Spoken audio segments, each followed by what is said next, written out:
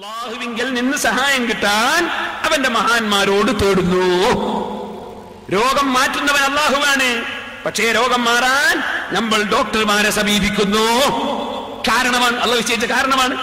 അള്ളാഹു നിശ്ചയിച്ച കാരണമാണ് ഡോക്ടർമാരെ സമീപിക്കുക, മരുന്ന് കുടിക്കുക. രോഗം മാറ്റുന്നവൻ ആര്? ഇതാ മരിദ്തു ഫഹുവ യശ്ഫീൻ. അള്ളാഹ് രോഗം മാറ്റാൻ ഡോക്ടറെ സമീപിക്കണം എന്നുള്ളതിന്റെ നിർദ്ദേശം. ഇതുപോലെ അള്ളാഹുവിന്റെ സഹായം കിട്ടാൻ അവന്റെ മഹാന്മാരെ വിളിക്കണം. വിളിക്കുമ്പോൾ കിട്ടും. അതാണ് ബഹുമാനപ്പെട്ടവര് പറഞ്ഞു, ബി അന്നൽ ഇസ്തിഗാസത ബിൽ അംബിയാഇ വൽ മുർസലീൻ വൽ ഔലിയാഇ വൽ ഉലമാഇ വസ്സാലിഹീൻ.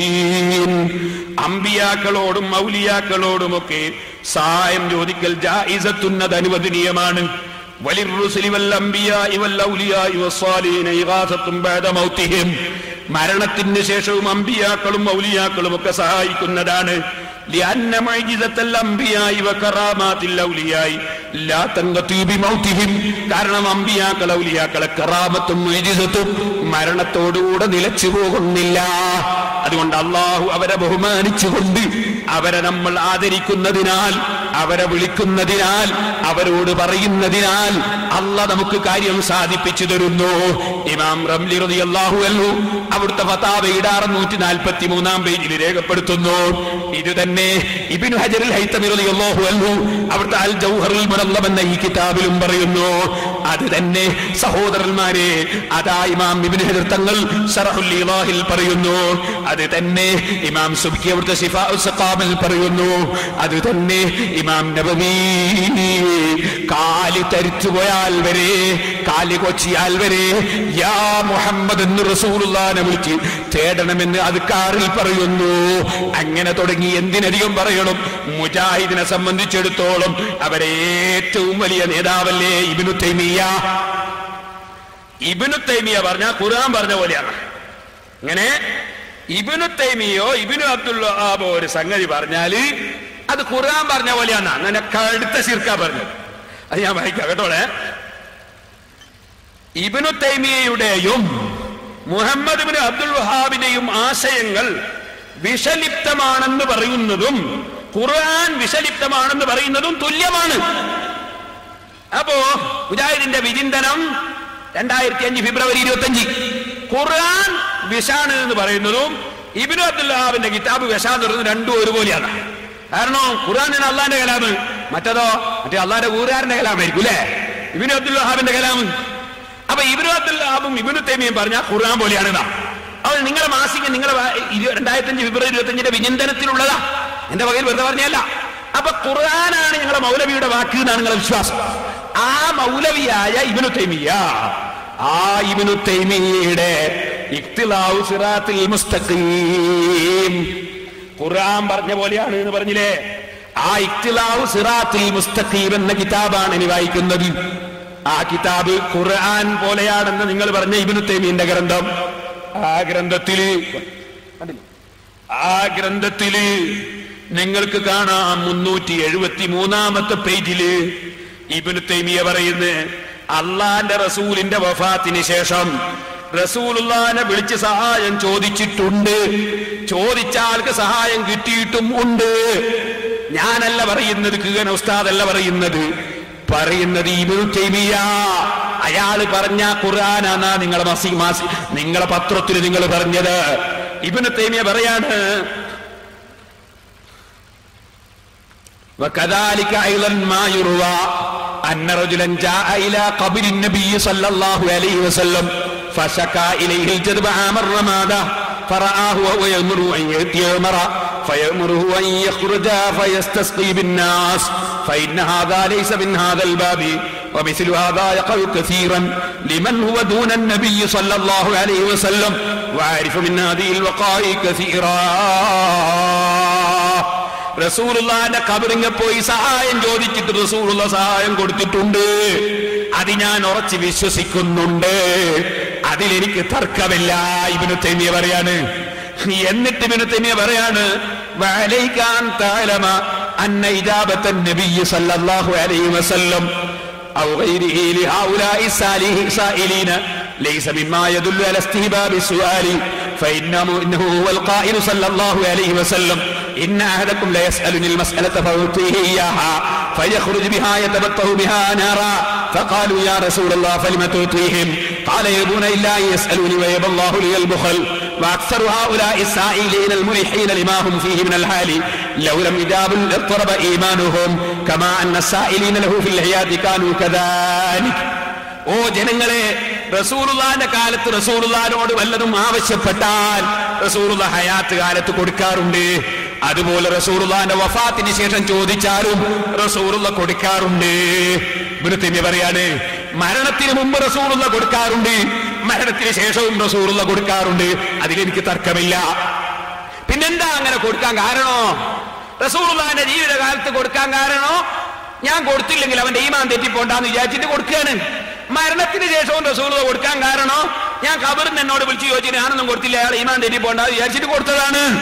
അപ്പൊ ഏതായാലും ഖബറിലുള്ള നബീനെ വിളിച്ചു ചോദിച്ചാൽ ഈമാൻ തെറ്റൂലെന്ന് ഉറച്ചി. ഇബ്നു തൈമിയ്യ പറഞ്ഞിട്ട് അവസാനം എത്തിയത് അവിടെയാ. ഖബറിന് റസൂലുള്ള സഹായിക്കാൻ കാരണം ചോദിച്ചാളെ ഈമാൻ തെറ്റിപ്പോണ്ടാന്ന് വിചാരിച്ചിട്ടാണ്. അപ്പൊ ചോദിച്ചത് കൊണ്ട് ഈമാൻ ഒരു കേടും വരുന്നില്ല എന്ന് നിങ്ങളുടെ ഖുർആനിന് തുല്യമാണെന്ന് പറഞ്ഞ ഇബ്നു തൈമിയ്യയുടെ വാചകമാണ് ഞാൻ വായിച്ചു കേൾപ്പിച്ചത്. പക്ഷേ ചോദിക്കല് സുന്നത്തില്ല. ഇതാ തർക്കം, സുന്നത്തുണ്ടോ ഇല്ലേ? നിങ്ങളെ വാദം ഞങ്ങൾക്ക് മുശ്രിക്കായ കാഫിറാണ് അല്ലേ? നിങ്ങൾ എഴുതിയില്ലേ? കാന്തപുരം അബൂബക്കർ മുസ്ലിയാർ, ഇ കെ അബൂബക്കർ മുസ്ലിയാർ, കൂറ്റനാട് മുസ്ലിയാർ പോലെയുള്ളവർ ഇന്നുമുണ്ടല്ലോ. അങ്ങനെയുള്ള തർക്കക്കാർക്ക് നിങ്ങൾ വഴങ്ങിക്കൊടുത്താൽ നിങ്ങൾ മുശ്രിക്കുകൾ തന്നെ എന്ന് അള്ളാഹു പറഞ്ഞിരിക്കുന്നത് ശ്രദ്ധിക്കുക. 985 ഡിസംബറിലെ സെൽസബിയിൽ നിഷേധിക്കാൻ കഴിയോ നിങ്ങൾക്ക്? അപ്പൊ ഇ കെ കാഫിർ, കാന്തപുരം കാഫിർ, കൂറ്റനാട് കാഫിർ, ഉസ്താദ് കാഫിർ, പിന്നെ ആര് മുസ്ലിം? 3 മുജാഹിദ് മുസ്ലിം അല്ലേ? ഈ മുജാഹിദ് നിങ്ങളെ വലിയ നേതാവ്, ഖുർആന്റെ തുല്യമായ നേതാവ് ഇബ്നു തൈമിയ്യ പറയുന്നതോ മുഹമ്മദ് നബി ഖബറിന് സഹായിച്ചിട്ടുണ്ട്, ഞാനത് അംഗീകരിക്കുന്നു. സഹായിക്കാഞ്ഞിട്ട് ഈമാൻ തെറ്റിപ്പോണ്ടാന്ന് വിചാരിച്ച് സഹായിച്ചതാണ്. അപ്പൊ ഖബറിന് വിളിച്ചാ ഈമാൻ തെറ്റൂലെന്ന് ഉറച്ചില്ലേ? പണ്ടൊരു ചങ്ങാതി കൊല്ലിയായുൽ കാഫിർ നോദിയിട്ട് തീരായിട്ട് കൊല്ലിയായുൽ കാഫിർ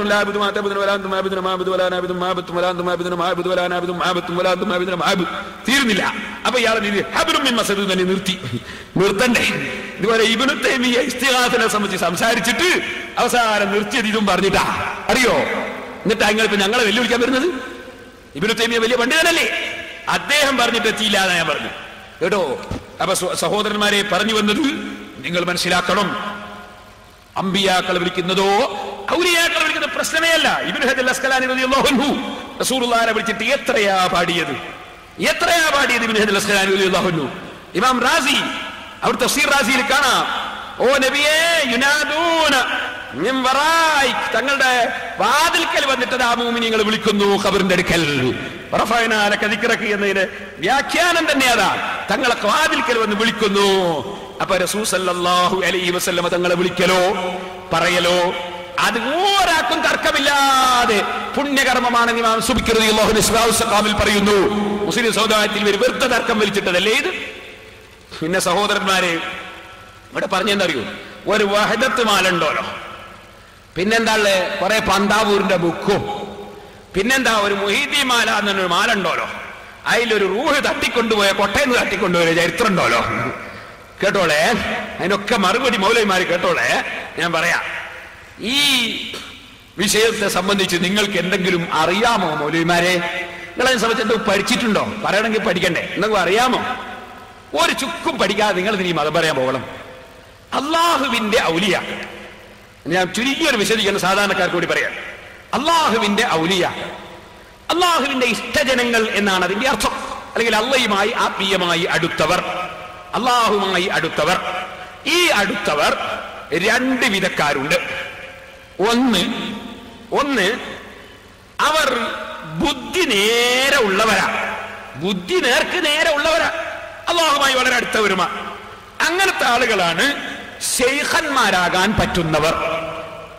മഹീദ്ദീൻ അബ്ദുൽ ഖാദിർ ജീലാനി, ഇമാം ഹുജ്ജത്തുൽ ഇസ്ലാം ഗസ്സാലി, സുൽത്താനുൽ ആരിഫീൻ അഹ്മദുൽ കബീർ റിഫായി, അങ്ങനെ തുടങ്ങി നമ്മൾ കേൾക്കുന്ന ശൈഖന്മാർ.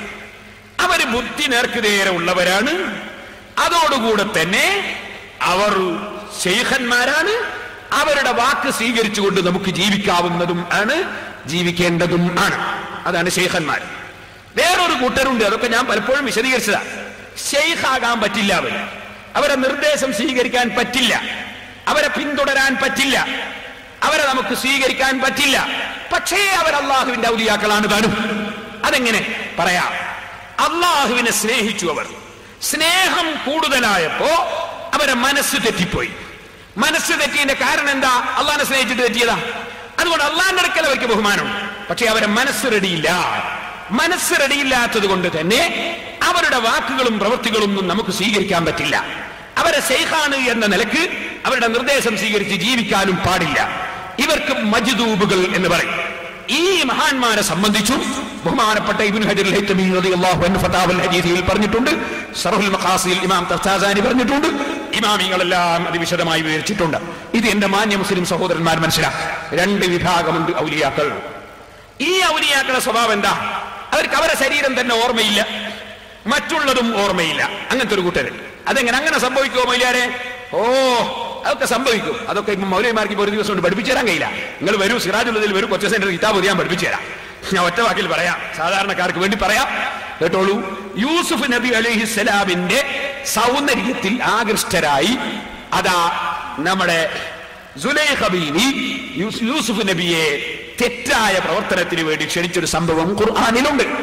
ഒന്ന് യൂസുഫ് സൂറത്ത് നിർത്തവൻ. അങ്ങനെ ആ സംഭവത്തിൽ നിങ്ങൾക്ക് കാണാം, സുലൈഖാനെ സംബന്ധിച്ച് പലരും ആക്ഷേപം പറഞ്ഞു, പെണ്ണുങ്ങന്മാർ. അപ്പൊ സുലൈഖ എന്ത് ചെയ്തു? എല്ലാരെയും കൂട്ടിക്കൊണ്ടുവന്നൊരു സൽക്കരിക്കുമ്പോ എന്ത് ചെയ്തു? ഒരു ആപ്പിള്, എല്ലാവർക്കും ഒരു ആപ്പിള് കൊടുത്തു. പിന്നെ എന്തു? ആ സ്ഥലം നിർത്തെ ആപ്പിള് കൊടുത്ത സംഭവം. അങ്ങനെ ആപ്പിള് കൊടുത്തു യൂസഫ്, ആപ്പിള് കൊടുത്തു. ആ ആപ്പിള് കൊടുത്തിട്ട് എല്ലാവരുടെ കയ്യിൽ ഒരു കത്തിയും കൊടുത്തു. ഈ കത്തിയും കൊടുത്തിട്ട് യൂസുഫ് നബി അലൈഹിസ്സലാമിനെ എന്ത് ചെയ്തു? ആ സദസ് കൂടെ ഇറക്കി പറഞ്ഞേറ്റു. ആര്? സുലൈഖ. ഖുർആനിൽ അല്ലാഹു പറയാണ്, ഫലമ്മാ സമിഅത് ബിമക്രിഹിന്ന അർസലത് ഇലൈഹിന്ന വഅതദത് ലഹുന്ന മുത്തകഅൻ വഅഹതത് കുല്ല വാഹിദത്തിൻ മിൻഹുന്ന സിക്കീന വഖാലത് ഇഖ്റുജ് അലൈഹിന്ന. കത്തി കൊടുത്തിട്ട് പറഞ്ഞു, യൂസുഫേ, നീ ആ സ്ത്രീകളുടെ മുന്നിലൂടെ ഒന്ന് ഇറങ്ങി നടക്കൂ. ഫലമ്മാ റഅയ്നഹു അക്ബർനഹു. അവർ ആ സ്ത്രീകൾ യൂസുഫ് നബിയെ കണ്ടപ്പോ അക്ബർനഹു, അവരെ മനസ്സിന് ഉൾക്കൊള്ളാൻ സാധിച്ചില്ല. യൂസുഫ് നബിയുടെ ഭംഗി കണ്ടപ്പോ അവരെ മനസ്സിന് താങ്ങാൻ കഴിഞ്ഞില്ല. അവരത് അതാ വലിയതായി കണ്ടു. അവരുടെ കൈ ആപ്പിളിന്റെ കൂടെ അവര് മുറിച്ചുപോയി.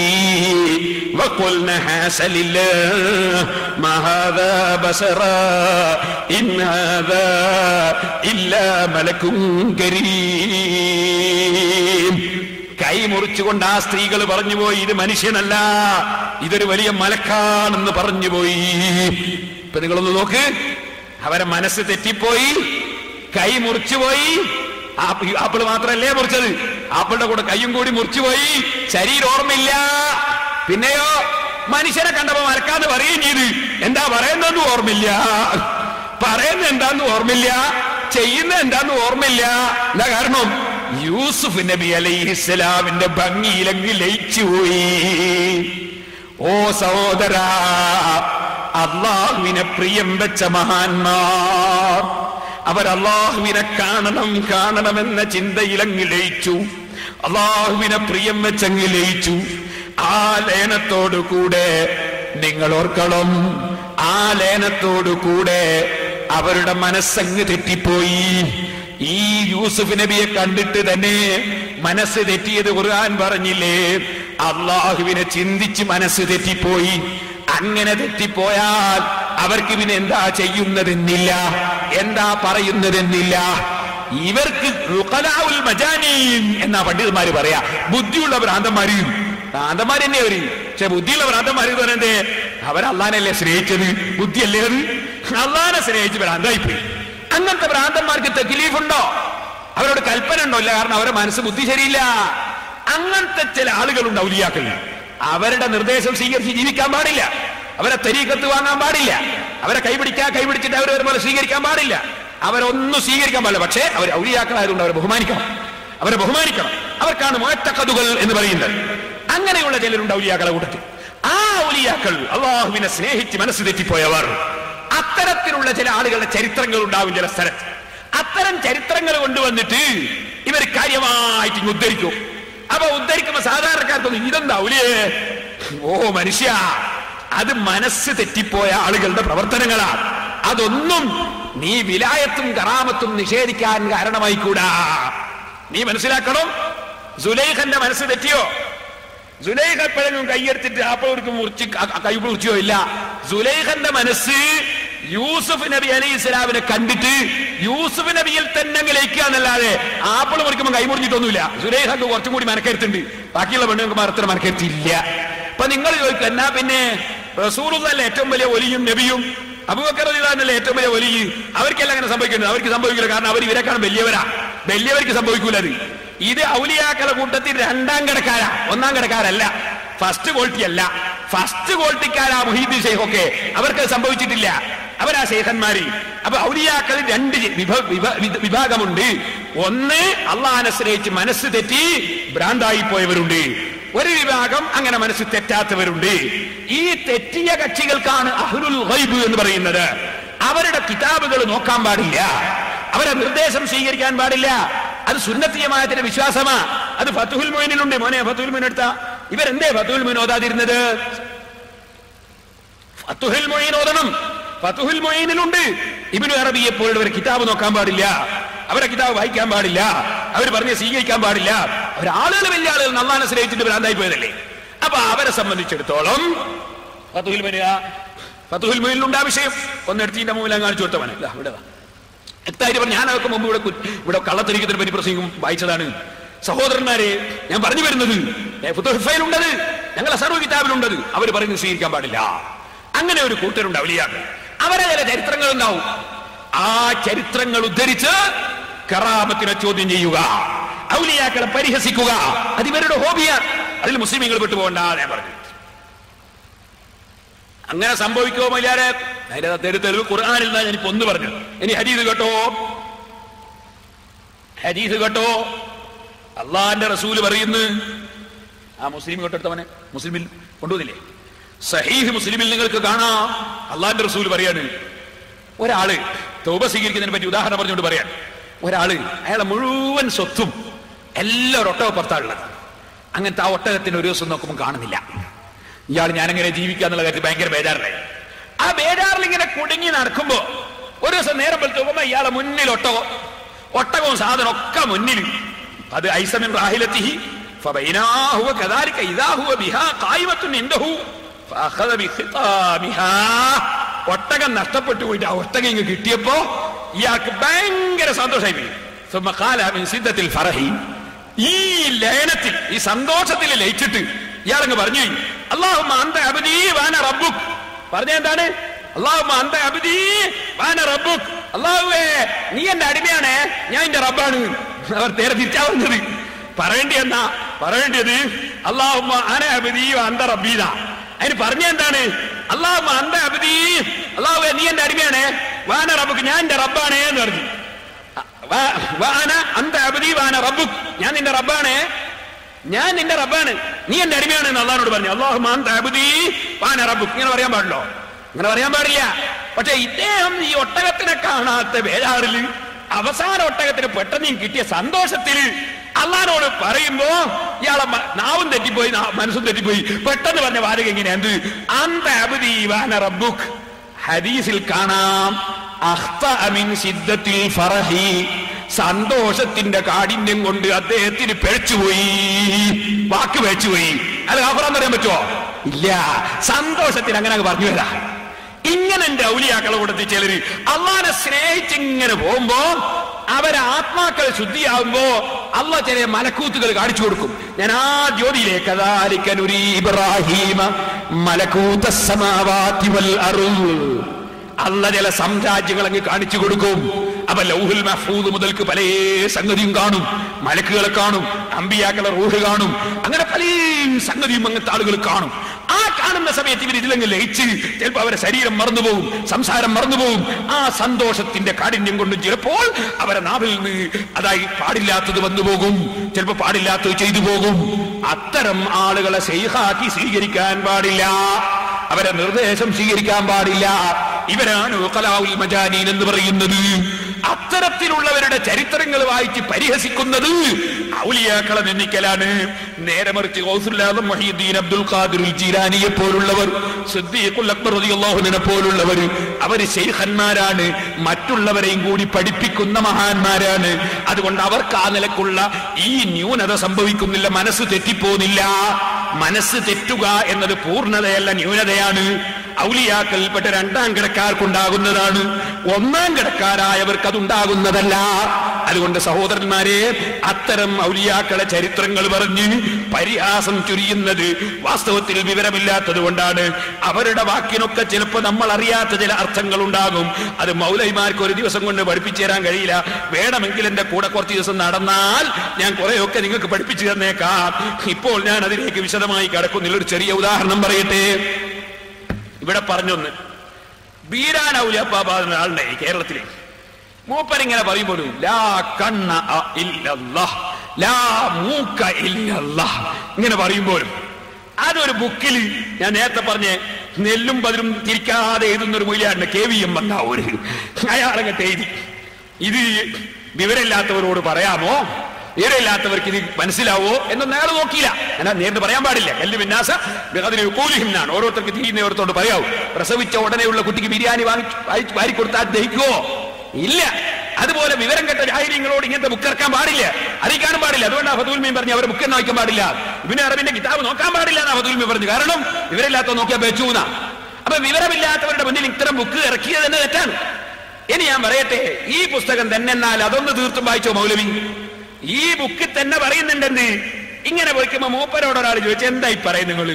ലാ മൂക്ക ഇല്ലല്ലാഹ്. അപ്പൊ മൂപ്പര് പറഞ്ഞ്, എടോ ഇതൊന്നും അർത്ഥമില്ലാത്ത വാക്കുകളല്ല, അഗാധമായ അർത്ഥങ്ങളുണ്ട് വെക്ക്. ലാ മൗജൂദ ഇല്ലല്ലാഹ് എന്ന ആശയമാണ് ഈ ദിക്റുകൾ വെളിപ്പെടുത്തുന്നത്. നാം കണ്ണുകൊണ്ട് കാണുന്നുണ്ടെങ്കിൽ അത് അള്ളാഹു കാണിച്ചു തരുന്നത് കൊണ്ടാണ്. നാം മൂക്കുകൊണ്ട് മണക്കുന്നുണ്ടെങ്കിൽ അത് അള്ളാഹു തരുന്ന കഴിവ് കൊണ്ടാണ്. നാം പല്ലുകൊണ്ട് കടിക്കുന്നുണ്ടെങ്കിൽ അത് അള്ളാഹുവിന്റെ കഴിവാണ്, നമ്മുടെ കഴിവല്ല. കല്ലിനും മുള്ളിനുമൊന്നും അള്ളാഹു നൽകിയ ശക്തിയല്ലാതെ ഇല്ലാത്ത പോലെ തന്നെയാണ് നമ്മുടെ സ്ഥിതിയും. ഇതൊക്കെയാണ് ഈ ദിക്റുകളുടെ സൂചന. അപ്പൊ ലാ മൂക്ക ഇല്ലല്ലാതെ മൂപ്പരോതിന്റെ അർത്ഥം ഇതാ, ഈ മൂക്ക് അള്ള തന്നിട്ടുള്ളതല്ലാതെ ഇല്ല, അല്ലാതെ അള്ളയാണ് മൂക്ക് എന്നല്ല. ഈ മൂക്ക് അള്ള തന്നിട്ട് കിട്ടിയതാണ് എന്നാ ഞാൻ പറഞ്ഞതിന്റെ ഉദ്ദേശം. അദ്ദേഹം തന്നെ പറഞ്ഞു ഈ ബുക്കിലുണ്ട്. അത് മൗലവി കട്ടിച്ചു. എന്നിട്ട് ലാ മൂക്ക ഇല്ലല്ലാന്ന് ഒരു മൂക്കില്ലാത്തവന് വായിച്ചു കേൾപ്പിച്ചു കൊടുത്തു. ഒരു മൂക്കില്ലാത്തവനാണ് ഈ മുജാഹിദിന്റെ പ്രസംഗം കേൾക്കാൻ പോവാ. അപ്പൊ ഒരു മൂക്കും ഇല്ലാത്തവന് വായിച്ചു കേൾപ്പിച്ചു കൊടുത്തത് ലാ മൂക്ക ഇല്ലല്ലാഹ്. ഇത് വാസ്തവത്തിൽ ആ പുസ്തകവും കട്ടതാണ്. ഞാൻ ഇത് പറയാൻ കാരണം ഇതുപോലെയാണ് വഹദത്തുൽ വജൂദ്. എന്താണ് എന്ത് മാലയാ വഹദത്തുൽ വജൂദ് മാല? അത് ഇതിന്റെ അപ്പറ. വഹദത്ത് മാല അത് ഇതിന്റെ അപ്പറാണ്. അത് അവര് മനസ്സ് മറഞ്ഞു പോയ സമയത്ത് എന്തൊക്കെയോ പറഞ്ഞിട്ടുണ്ടാവും. അതൊന്നും നമുക്ക് തെളിവല്ല, നമ്മളെ മുന്നിലോട്ട് കൊണ്ടുവരും വേണ്ട. എന്നാൽ ഞാനൊരു കാര്യം പറയട്ടെ, മുജാഹിദീങ്ങളെ കൂട്ടത്തിൽ അങ്ങനത്തെ ആരും ഇല്ലല്ലോ. മുജാഹിദീങ്ങളെ കൂട്ടത്തിൽ അങ്ങനെ ആരും ഉണ്ടോ മനസ്സ് മറിഞ്ഞു പോയവരും? ഇല്ലല്ലോ. എന്നാ ഒരു മുജാഹിദിന്റെ ബുക്കാണ് ഇനി ഞാൻ വായിക്കാൻ പോകുന്നത്. അതിലെന്താ പറയുന്നത്? അള്ളയും മുജാഹിദും ഒന്നാണ്. അള്ളയും മുജാഹിദും ഒന്ന് തന്നെയാന്ന് പറയുന്ന വാചകം മുജാഹിദിന്റെ ബുക്കിലാണ് വായിക്കാൻ പോകുന്നത്. പിന്നെന്താ പറഞ്ഞത്? ഗീതയും ഖുർആനും ഒന്നാണ്. പിന്നെന്താ പറഞ്ഞത്? കൃഷ്ണനും രാമനും ശിവനും മുഹമ്മദ് നബി ഒന്നാണ്. ആരാ പറഞ്ഞത്? മുജാഹിദാ പറഞ്ഞത്. മുജാഹിദിന്റെ ബുക്കിലാണ് ഞാൻ വായിക്കാൻ പോവാണ്. വരണം സലഫിയനിയും. ഞാൻ അതുകൊണ്ടാ പറഞ്ഞത്, ഞാൻ ഇത് നിർത്തുന്നില്ല. നിങ്ങളെ ഓരോ പുസ്തകങ്ങൾ എടുത്തിട്ട് നാദാവൃത്ത് നല്ല ജനങ്ങളാ, നിങ്ങളുടെ തെറ്റിദ്ധരിപ്പിക്കലിൽ പെട്ടുപോയ കുറച്ച് നല്ല ആളുകളുണ്ട്. അല്ലാഹുവേ നീ അവർക്ക് സന്മാർഗത്തിന്റെ വെളിച്ചം കാണിക്കണം റഹ്മാനെ. മുജാഹിദിൽ പെട്ടുപോയ മുഴുവൻ ആളുകളും നിഷ്പക്ഷമായി ചിന്തിക്കണം. ഞാൻ വായിക്കാൻ പോകുന്നത് മുജാഹിദിന്റെ ഒരു ബുക്ക്. ആ മുക്തി മാർഗം എടുക്കട്ടെ മനെ. മുക്തി മാർഗം, മുജാഹിദിന്റെ മുക്തി മാർഗം. എന്താ മുക്തി മാർഗം? ഇത് പുറത്തുള്ള മൗലവിയല്ലേ എഴുതിയത്? കുറ്റ്യാടിക്കാരൻ മൗലവിയാണ്. ഇതിന് അവതാരിക എഴുതിയ മുജാഹിദിന്റെ പ്രസിഡന്റ് ഡോക്ടർ ഉസ്മാനാണ്. അങ്ങനെ ഡോക്ടർ ഉസ്മാൻ അവതാരിക എഴുതിയ ഏറ്റവും വലിയൊരു കിതാബാണ്. എന്റെ പേര് മുക്തിമാർഗം, ഗീത ബൈബിൾ ഖുർആൻ സമന്വയ ദർശനം. കുട്ടശ്ശേരിന്റെ ഒരുപാട് മൗലവിമാരെ ഉണ്ട് ഇതിന് ഇത് വായിച്ചു നോക്കിയിട്ട് ഭയങ്കരമായിട്ടുണ്ട് എന്ന് പറഞ്ഞ് എഴുതിയത്. ഇതില് വായിക്കുന്ന വാചകം കേട്ടോളെ, എന്തല്ല വായിക്കുന്ന കേട്ടോ. എന്താ മുജാഹിദ് എന്ന് പഠിക്കണം. ഗീതയും ബൈബിളും ഖുർആനും, ഗീതയും ബൈബിളും ഖുർആനും ജ്ഞാനപ്രകാശം ചൊരിഞ്ഞ നേർവഴിയിലൂടെ, ഗീതയും ബൈബിളും ഖുർആനും ജ്ഞാനപ്രകാശം ചൊരിഞ്ഞ നേർവഴിയിലൂടെ ശ്രീകൃഷ്ണനും യേശുവും മുഹമ്മദ് നബിയും മോശയും ശ്രീവ്യാസനും ശാമോലും ശ്രീബുദ്ധനും അബ്രഹാമും നോഹയും ദാവൂദും മറ്റനവധി വിശുദ്ധരായ നബി പുങ്കവന്മാരും, നബിമാരെ പേരെല്ലാം കേട്ടില്ല നിങ്ങള്? നബിമാരെ പേരൊക്കെ കേട്ടില്ലേ? മറ്റനവധി നബി പുങ്കവന്മാരും മുനിശ്രേഷ്ഠന്മാരുമൊത്തുള്ള ഈ ആത്മാന്വേഷണ യാത്രയുടെ പരിസമാപ്തിയിൽ, മുക്തിമാർഗ കവാടത്തിൽ നാം ഇപ്പോൾ ഒന്നിച്ചെത്തിച്ചേർന്നിരിക്കുന്നു. അതിന്റെ മുമ്പ് പറയുന്ന വാചകം കേട്ടോ. നാമ് എന്ന് പറഞ്ഞാൽ ആരല്ല, അള്ള ഇറക്കാട്ടോ. അത് ഞാൻ വായിച്ച് കേൾപ്പിച്ചേ കേട്ടോളെ. അങ്ങകലെ ആണോ? അങ്ങല്ലേ പറച്ചോനുള്ളത്? അങ്ങ് എത്ര കിലോമീറ്റർ അതറിയില്ല. അങ്ങകലെ അജ്ഞാത മണ്ഡലത്തിൽ നാം സങ്കൽപ്പിച്ചാരാധിച്ചിരുന്ന നമ്മുടെ ദൈവം, മുജാഹിദിന് ഉറപ്പില്ലേ സങ്കല്പനേ ദൈവം? ഇങ്ങനെ മുജാഹിദിന് അള്ളാഹുവിൽ ഉറപ്പില്ലേ? അതല്ലേ അൽബക്കർ സൂറത്തിന്റെ ആദ്യം പറഞ്ഞത്, ലാ യുമിനൂൻ, അവർ വിശ്വസിച്ചിട്ടില്ലേ? കടുത്ത കാലം മുനാഫിക്കുകളാണെന്ന് അള്ളാഹ് പറഞ്ഞില്ലേ? ഇന്നാനഹ്നു മുസ്ലിഹൂൻ എന്നാ പറയാ, ഇന്നമാനഹ്നു മുസ്ലിഹൂൻ, ഞങ്ങൾ ഇസ്ലാഹി പ്രവർത്തകരാണെന്നാ പറയാ. വിശ്വസിച്ചിട്ടില്ല അള്ളാഹ് പറഞ്ഞില്ലേ? സങ്കല്പാണ് പറയാൻ. അങ്ങകലെ അജ്ഞാത മണ്ഡലത്തിൽ നാം സങ്കൽപ്പിച്ചാരാധിച്ചിരുന്ന നമ്മുടെ ദൈവം ഇതാ രക്ഷകനായി കരുണാമയനായി നമ്മുടെ എല്ലാം അടുത്തെത്തി നിൽക്കുന്നു. ദൂരെയുള്ള പഠിച്ചവന് നമ്മൾ സങ്കല്പിച്ചാണ്, ആ സങ്കല്പിച്ച പഠിച്ചവൻ അടുത്തെത്തി നിൽക്കുന്നു. നമുക്ക് നമ്മെ തിരിച്ചറിയാൻ കഴിഞ്ഞു, നമ്മുടെ മാതാപിതാക്കൾ ആരാണെന്നറിയാനും കഴിഞ്ഞു. നമ്മുടെ എല്ലാം ദൈവം ഇപ്പോൾ ഒന്നായി, നാം അറിയാതെ നാം തമ്മിൽ സ്നേഹവാസത്തിൽ ബന്ധിതരായി നാം ഒന്നായി. എന്തിനാ? എങ്ങനെ? നമ്മൾ അങ്ങ് സങ്കല്പിച്ചു വെച്ച ദൈവം ഉണ്ടല്ലോ, ആ ദൈവം നമ്മളെല്ലാരും അങ്ങനെ ദൈവം വന്ന് അരിയത്ത് നിന്ന് സ്നേഹിച്ച് അങ്ങനെല്ലാം കൂടി നാമും ദൈവവും എല്ലാം കൂടി നമ്മളെല്ലാം കൂടി നാം ഒന്നായി. ഇതാ മുജാഹിദ്. ഇത് മുജാഹിദിന്റെ കുറ്റ്യാടിയിലെ റഹീം മൗലവി എഴുതി. എന്നിട്ട് മുജാഹിദിന്റെ പ്രസിഡന്റ് ഡോക്ടർ ഉസ്മാൻ വായിച്ചു നോക്കി. എന്നിട്ട് അവതാരിക എഴുതി. എല്ലാരും അവതാരിക എഴുതിയ പുസ്തകമാണ്. അപ്പൊ ഞാൻ പറയട്ടെ, ഹുസൈൻ സലഫി ഇനിയും വരണം, എല്ലാ സെൽഫികളും വരണം. നാദാപുരത്തേക്ക് എന്നെ വിളിക്കുന്നു. ഇതെന്റെ നാടാണ്, ഇതെന്റെ നാടാണ്, ഇവിടത്തേക്ക് തന്നെ വരൂ നിങ്ങൾ. എന്നിട്ട് പഠിക്കൂ, എന്റെ അടുക്കെന്ന് നിങ്ങൾ പഠിക്കൂ. എന്താ മുജാഹിദ് എന്ന് പഠിക്കൂ, എന്താ ജമാഅത്ത് ഇസ്ലാമി എന്ന് പഠിക്കൂ, എന്താ സുന്നി എന്ന് പഠിക്കൂ. ഓ മൗലവിമാരെ, അതാണ് നിങ്ങളോട് ചോദിക്കട്ടെ, നിങ്ങളും പഠിച്ചവനും ഒന്നാണല്ലേ? നിങ്ങളും പഠിച്ചവനും ഒന്നാണല്ലേ? നിങ്ങളും പഠിച്ചവനും ഒന്ന്. എന്നിട്ടാ പിന്നെ പറയുന്നത് എന്താണ്? ഗീതയും ബൈബിളും ഖുർആനും ജ്ഞാനപ്രകാശം ചൊരിഞ്ഞ നേർവഴിയിലൂടെ ശ്രീകൃഷ്ണനും യേശുവും മുഹമ്മദ് നബിയും മോശയും ശ്രീവ്യാസനും, ഒരു നബിയ, ശ്രീവ്യാസനും ശാമോലും ശ്രീബുദ്ധനും അബ്രഹാമും നോഹയും ദാവൂദും മറ്റനവധി വിശുദ്ധരായ നബി പുങ്കവന്മാരും മുനിശ്രേഷ്ഠന്മാരുമൊത്തുള്ള ഈ ആത്മാന്വേഷണ യാത്രയുടെ പരിസമാപ്തിയിൽ, മുക്തിമാർഗ കവാടത്തിൽ നാം ഇപ്പോൾ ഒന്നിച്ചെത്തിച്ചേർന്നിരിക്കുന്നു. ഞാൻ ചോദിക്കുന്നു മൗലവിമാരോട്, ഇതെന്ത് തൗഹീദാണ്? എവിടുത്തെ തൗഹീദാണ്? എവിടുത്തെ ഇസ്ലാമാണ്? ഏത് ഖുർആനാണ്? ഏത് ഹദീസാണ്? നിങ്ങൾ ഖുർആനും സുന്നത്തും എന്ന് പറഞ്ഞിട്ട് സാധാരണക്കാരെ കുഫറിലേക്ക് വിളിച്ചു കൊണ്ടുപോവുകയല്ലേ? മൗലവിമാർക്ക് ഒരൊറ്റ ഒന്നിനും ഇസ്ലാമിൽ വിശ്വാസമില്ല, ഒരൊറ്റ ഒന്നിനും ഈമാനില്ല, ഖുർആനിൽ വിശ്വാസമില്ല, ഹദീസിൽ വിശ്വാസമില്ല. സാധാരണക്കാരെ കാഫറാക്കാൻ വേണ്ടി പുസ്തകം എഴുതിയിട്ട് പണം കൊയ്യുകയല്ലേ? ഇങ്ങനെ നിങ്ങൾ പിഴപ്പിച്ചുകൊണ്ടിരിക്കുകയല്ലേ? നിഷേധിക്കാൻ കഴിയോ സലഫി? നിഷേധിക്കാൻ കഴിയോ മൗലവിമാരെ? പുസ്തകം കയ്യിൽ പിടിച്ചാ ചോദിക്കുന്നത്, നിങ്ങൾ എന്താണ് എഴുതിയത്? ഒടുക്കുവാനേ അതില് വെക്കട്ടെ, CD-യിലെല്ലാം നന്നായിട്ടൊന്ന് കാണട്ടെ. എന്താണ് ഈ മുജാഹിദ്? മുജാഹിദിനെ സംബന്ധിച്ചൊരു ചുക്കും പഠിക്കാതെ മുജാഹിദ് പ്രസംഗിക്കുമ്പോ കയ്യും കെട്ടി നോക്കിക്കുന്ന മൊയ്ലാമാര്. അള്ളാഹു നന്നാക്കട്ടെ. എന്നിട്ട് ആ മൊയ്ലാമാര് പോയി നിൽക്കുന്ന കണ്ടിട്ട് ജാഹിലിങ്ങൾ പോയി നിൽക്കൂ, കാരണം മൊയ്ലാരുണ്ടല്ലോ എന്ന് വിചാരിച്ചിട്ട്. അത്തരം സദസ്സിൽ മുസ്ലിംമാര് പോയി നിൽക്കുന്നത് സാധാരണക്കാരവരുടെ സദസ്സിലേക്ക് കൊണ്ടുപോയി പിഴപ്പിക്കാൻ കാരണമല്ലേ? അല്ലെങ്കിൽ ആ സമയത്ത് തന്നെ അപ്പറഞ്ഞത് തെറ്റാണെന്ന് പറയാൻ ഈ മുസ്ലിയാർക്ക് സാധിക്കണ്ടേ? ഇല്ലെങ്കിൽ ഈ മുസ്ലിംമാര് ബിദ്അത്തുകാരുടെ സദസ്സ് പോയി ഭംഗിയാക്കി കൊടുക്കുന്നതിന്റെ അർത്ഥം എന്താണ്? ഓ മുസ്ലിംമാരെ, ഒരൊറ്റ മനുഷ്യൻ മുജാഹിദായിട്ട് ഇപ്പറയുന്ന ആശയത്തിലെത്തിപ്പോയാൽ, അവരെ ഈമാൻ തെറ്റിപ്പോയാൽ നിങ്ങൾ ഉത്തരവാദികളല്ലേ? നിങ്ങൾ അല്ലാഹുവിന്റെ അടുക്കൽ ഉത്തരവാദികളല്ലേ? കയ്യും കെട്ടിയിട്ട് മുജാഹിദിന്റെ പരിപാടി വിജയിപ്പിക്കാൻ പോകുന്ന അര മുസ്ലിംമാരോട് ഞാൻ ചോദിക്കട്ടെ, നിങ്ങൾ എന്താണ് മുജാഹിദ് എന്ന് മനസ്സിലാക്കിയത്? നിങ്ങൾ ബഹുമാനപ്പെട്ട കീഴൻ ഉസ്താദിനെ കണ്ട് പഠിക്കരുതോ? നിങ്ങൾക്ക് കീഴൻ ഉസ്താദിന്റെ ജീവിതത്തിൽ മുജാഹിദിന്റെ പ്രസംഗം കേൾക്കാൻ പോയോ? കീഴൻ ഉസ്താദിന്റെ ജീവിതത്തിൽ മുജാഹിദിന്റെയോ ജമാഅത്ത് ഇസ്ലാമിയുടെയോ ക്ലാസ് കേൾക്കാൻ പോയോ? കുത്തുബി തങ്ങൾ പോയോ? അതുപോലുള്ള മഹാന്മാർ ഇ കെ ഉസ്താദ് പോയോ? അതുപോലുള്ള ആളുകൾ പോയോ? എവിടെയെങ്കിലും എപ്പോഴെങ്കിലും വല്ല അബദ്ധവും വല്ലവർക്ക് വന്നെങ്കിൽ വന്നതപ്പോൾ തന്നെ മറ്റു പണ്ഡിതന്മാര് ചൂണ്ടിക്കാണിച്ചിട്ടില്ലേ? ഞാൻ പറഞ്ഞു വരുന്നത് എന്റെ മാന്യ മുസ്ലിമീങ്ങൾ സഹോദരന്മാര് ചിന്തിക്കണം. അതുകൊണ്ട് മുജാഹിദ് എന്ന് പറഞ്ഞാൽ നെഞ്ഞത്ത് കൈകെട്ടലാണ്, നിങ്ങൾ മനസ്സിലാക്കണ്ട. നെഞ്ഞത്ത് കൈകെട്ടൽ അവരുടെ ഒരു വിഷയം മാത്രമാണ്. നമുക്കത് ഇതൊരു നിയമത്താണ്. കാരണം നെഞ്ഞത്ത് കൈകെട്ടേണ്ട നമ്മൾ തുറന്നു കെച്ചൂലോ, അത് അള്ളാഹ് നമുക്ക് ഇതൊരു അനുഗ്രഹമാണ്. അതിപ്പോ അവർക്ക് മനസ്സിലായി, അവർ താത്തി കെട്ടാൻ തുടങ്ങിയിരിക്കുന്നു. ഇപ്പൊ മേലോട്ട് കെട്ടുന്നില്ല, അവർക്ക് ഒരു ബോറായിട്ട് തോന്നാണ്. അല്ലെങ്കിൽ ഇവരല്ലേ നമ്മൾ തുടരുണ്ടാവും. അള്ളയും ഞാനും ഒന്നാം തരം സാധനത്തിനെ. ഇവര് മജ്ദൂബീങ്ങളായ ഔലിയാക്കളാ. അങ്ങനെയാണ് ഇബ്നു അറബിയെ പോലെ അനലാക്ക് പറഞ്ഞാൽ നോക്കാം. അപ്പൊ ഇത് മജ്ദൂബല്ല, ഇത് ദീൻ തകർത്തതാണ്. ഇനി സഹോദരന്മാരെ, ഞാൻ ചുരുക്കി പറയട്ടെ.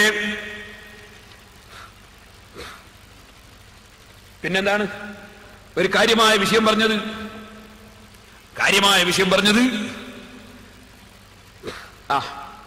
നമ്മളെ